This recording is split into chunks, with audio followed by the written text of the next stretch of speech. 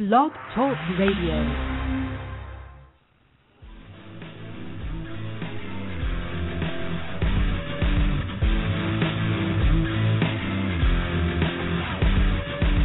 You are listening to the McCarthy Project live from Minnesota, where we have been attacking life and sports since 2001.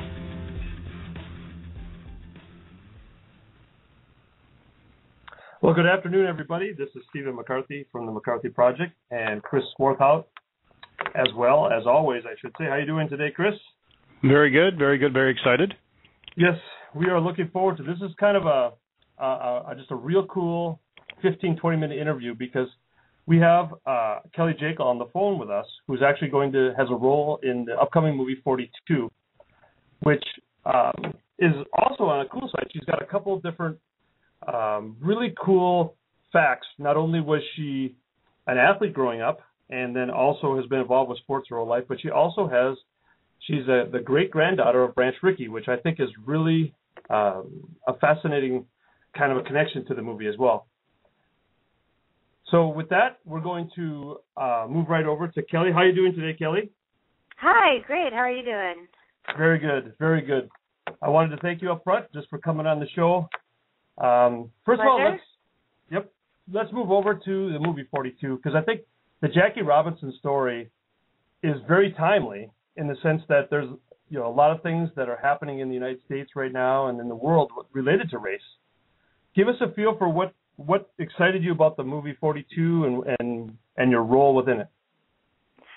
Well, I was just so excited and honored to be able to be a part of it. It's a story that I'm just so excited is finally coming to the big screen. It's been in the works for such a long time that the story was supposed to become a movie, and so I feel so lucky that if this had come about 5 years ago, there's no way I would have been able to audition for the film. I wasn't at that sort of point in my career, and the fact that it came about when it did meant that I had the opportunity to audition for the movie, and I was just really, really excited to be a part of it, and really excited for everyone to learn about the story and the characters, and it's just a really incredible story. It's interesting when you talk about the type of story, because a lot of this, the 42, the Glory Road, a lot of this stuff happened back in the 60s, before our times.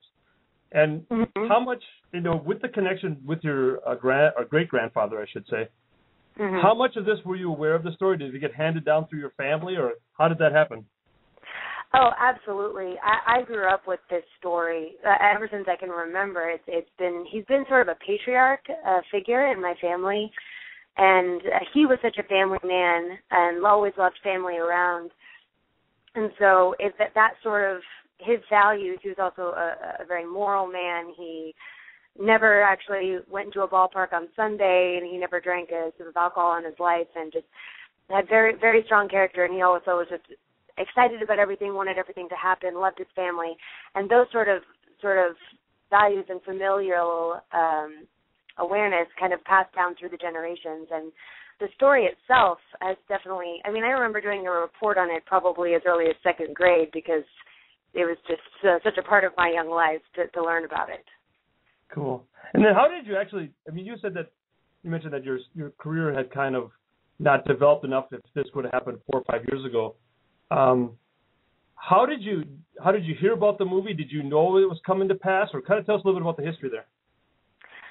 Well, there were definitely some murmurings through the family that there was supposed to be, I believe there was a movie a few years ago that was going to come about where Robert Redford was going to play Branch Rickey, but that fell through, and then we were very excited when Harrison Ford took on the role to see what he was going to do with it.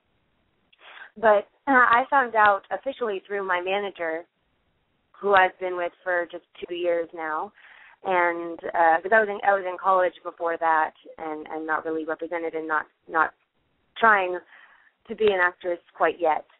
And so I found out through her, and then I auditioned 3 times, actually, for 3 different roles in the film, and then ended up, I play Alice, who is the babysitter for Jackie and Rachel Robinson. Fascinating. So tell us when the movie actually gets, I believe it's actually April 13th, correct? April 12th. Actually, April 12th, sorry for that. And then it's going to be released into the USA. Any other cool stories you could tell about the making of the movie? Well, I was in Atlanta for just 3 days, and I was in New York for about 36 hours to film. I just have a small scene, but there was such a sense of excitement around this film.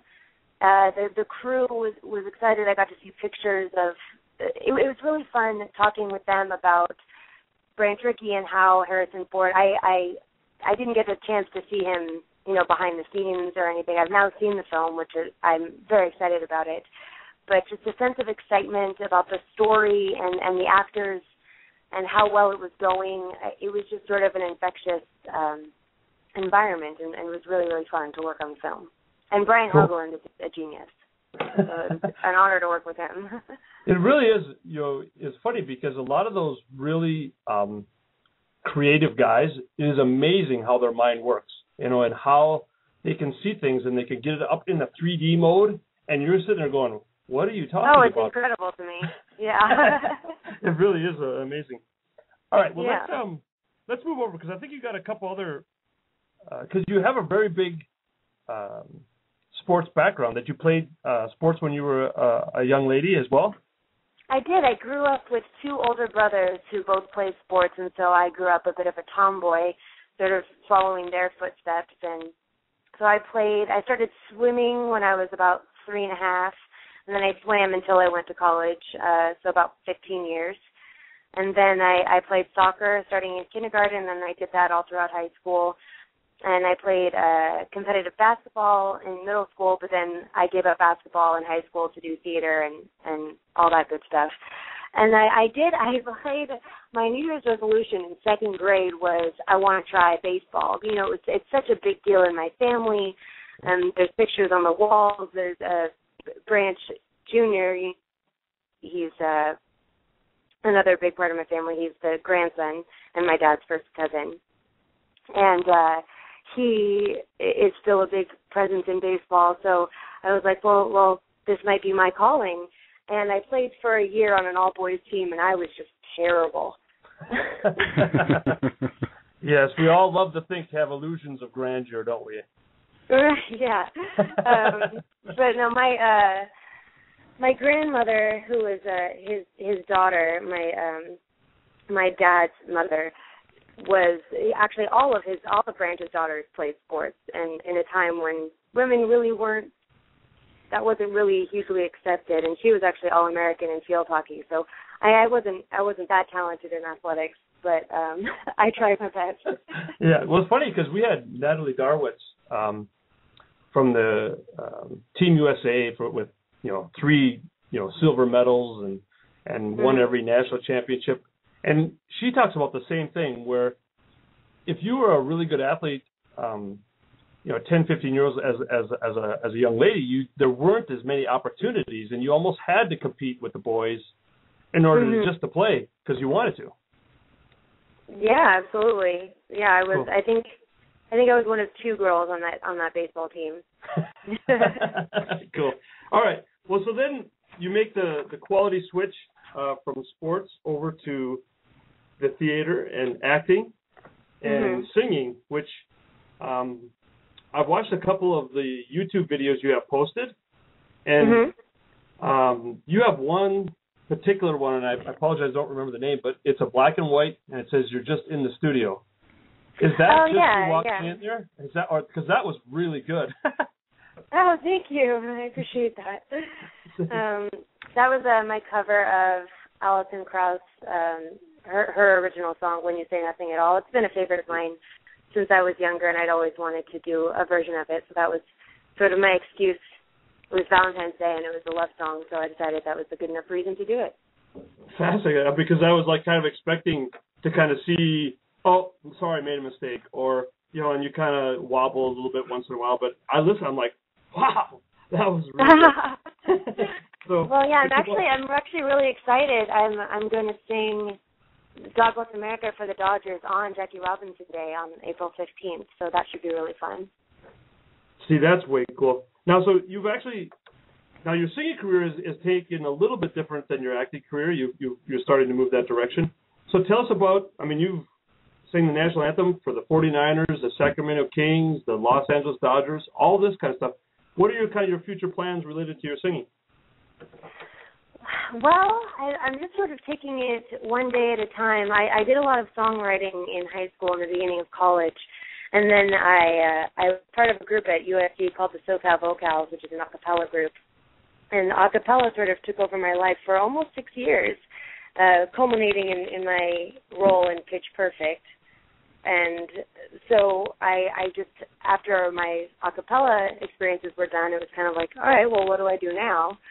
So I'm collaborating with a few different people on writing music, and I'm trying to get out there to do more national anthems. I sort of grew up doing national anthems in Northern California, as you mentioned, yep, which was a fun way to get out there. So it's always fun to go back and do that sometimes. Amazing. Well, Chris, you had mentioned you have a question. Yeah, Kelley, Chris here, and just wondering what was the motivation to move from singing to acting? I mean, you're very talented in the singing and the acting also, and you've kind of broken out in some musical theater. And just wondering, was there somebody behind the scenes that said, "Hey, you should do this," or was this something that you want to pursue further, or you wanted to move into directly, or what? Can you kind of describe to our listeners what marked that breach? Well, I grew up singing first and foremost, and I really didn't start acting until freshman year of high school. And so singing was my first love, but I fell in love with acting pretty much almost as much as singing starting in high school. And so it basically for me, it just depends. I auditioned for both types of opportunities, and I would just love to perform for a living. So whether I'm singing in a performance or I'm acting, either way, I'm perfectly happy. I love both art forms. And the hard thing with trying to be like a singer-songwriter, which is because I used to want to be a singer-songwriter and have that be my career, but you have to tour a lot to do that kind of career. You kind of always have to be on the road, which I find to be a pretty difficult lifestyle, and I would rather be based in LA and travel for certain projects, but have a home in LA rather than being on tour all the time. So I think that is sort of another reason why acting has become more prevalent in my goals for my career. Well, that's awesome. Do you have are there other projects on the horizon that you're working for or working on right now? I've been cast in a little show on Comedy Central that hasn't. It's a new show called Adam Devine's House Party, which will be fun. We filmed that in the next couple of weeks. He was in Pitch Perfect as well, and he's on a show called Workaholics, and he's doing a new show on his own, which will be fun to be a part of that. Cool. But now just going out there auditioning and seeing what's next for me. Cool. That's awesome. Right. Steve, if you don't mind, I'd love to ask Kelley if she's ever heard of the Kevin Bacon game before. The Kevin Bacon game? No, I haven't. Yeah, the seven separations of Kevin Bacon, kind of on the idea that you can. Have you ever heard of the seven degrees of separation? The idea that. Absolutely. Yeah. Well, a while back there was a game that was created where people said that those folks that work in Hollywood, there's only 7 degrees of separation between Kevin Bacon and anybody who works in Hollywood. That's probably true. There's probably less. And we've kind of taken a little bit of spin on that, and we did some research, and we found that there was actually 7 degrees of separation from Kelley Jakle for our host here, Stephen McCarthy. And I'd like to hear, would you like to know the pathway that we kind of drew this through? Yeah, I would love to. Okay, well, this is after lots of creeping on Facebook and all over the internet for you. So we found out that Kelley, you co-starred in a play called Spring Awakening with a guy named Nathan Parrott. I did. And Nathan is besties with a woman out of Minneapolis by the name of Kelsey Kenothi. Okay. Kelsey is one of the original athletes on a junior triathlon team that I personally coached, and I am good friends with Stephen McCarthy. Pow! There's the link. I believe. It is an amazing game when you think about how close everything. Because I even heard at one time that the president was 3 relationships away or something like that. It's amazing how much smaller both this industry has gotten in just my 2 years of being a part of it, and the world in general. It's getting a little weird. Cool. Alrighty. Well, Kelley, thank you very much for coming on the show today. I wish you all the luck. Thanks for having me.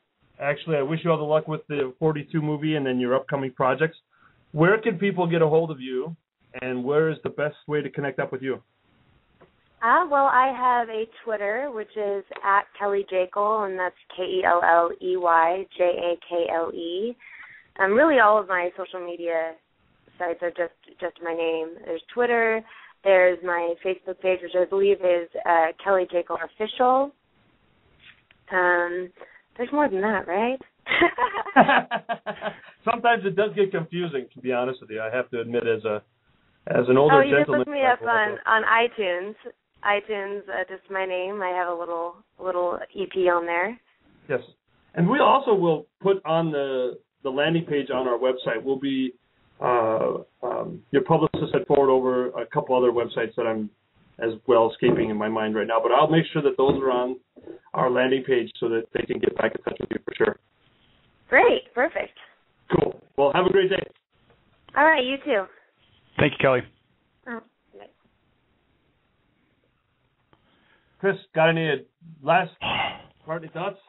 I just need to exhale. I was holding my breath the whole time, like, how cool is that, huh? Amazing. And it's funny because you think about the whole picture, how it comes together for Kelley in the sense that she's related, she gets a part, the movie gets delayed, for a long period of time to the point where it finally is coming to pass, and then she is able to audition and get a part with it. I mean, and then as like we mentioned, as sports junkies that we are, watching trailers and any sort of old movie about sports, we seem to get almost to teary-eyed, when we watch movies like this. Well, it's the Jackie Robinson story is just coming to a lot of different places. Us being based here in the Twin Cities,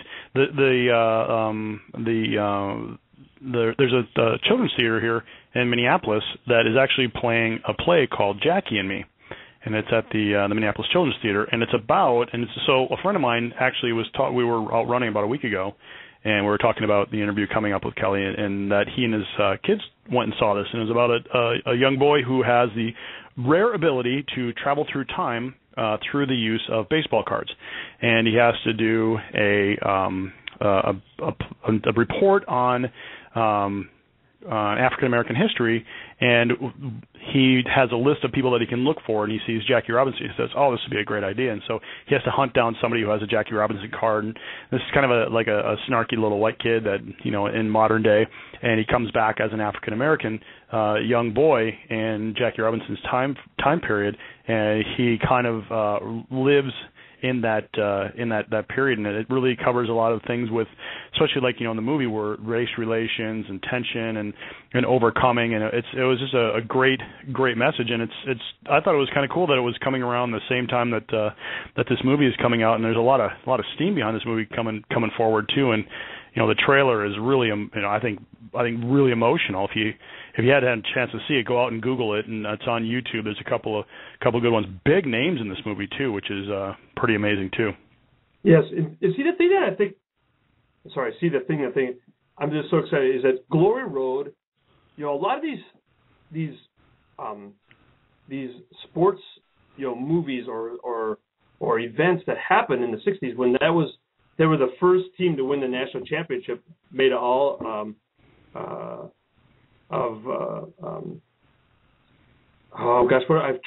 want to make sure I quote it right because I've watched the movie. So, where they're basically all 5, Black Americans, from that standpoint, and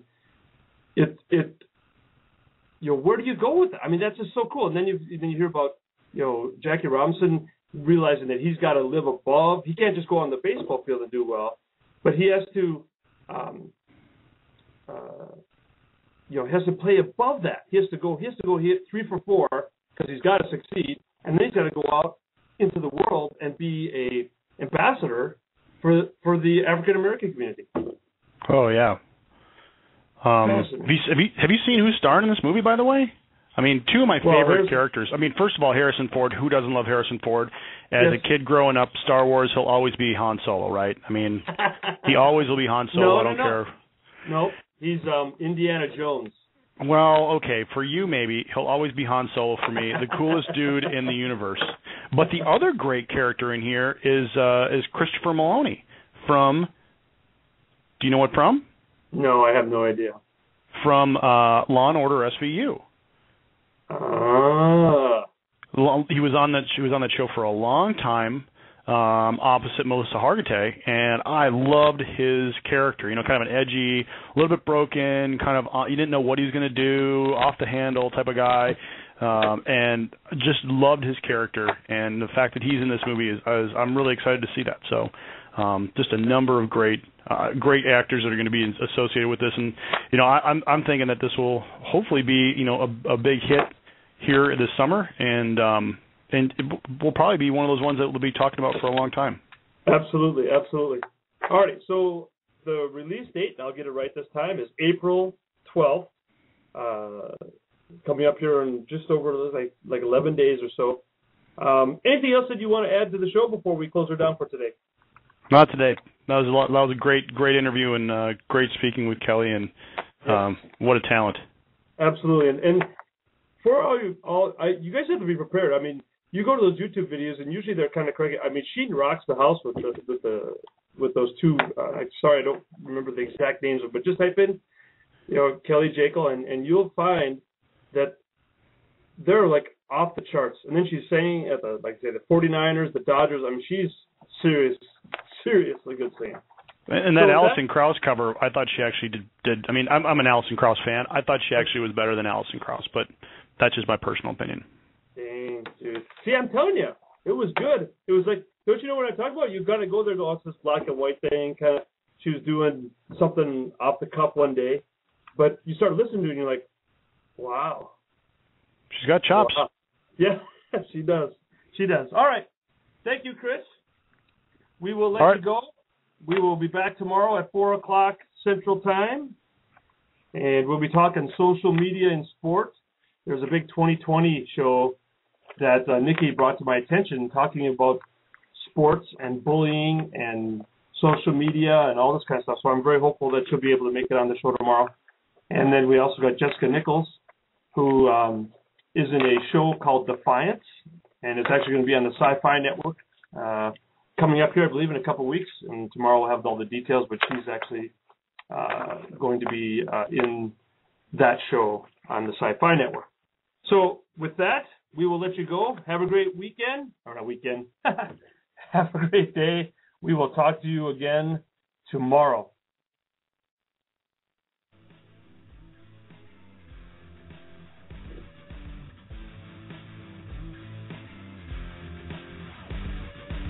You have been listening to the McCarthy Project, and remember to always attack life and sport.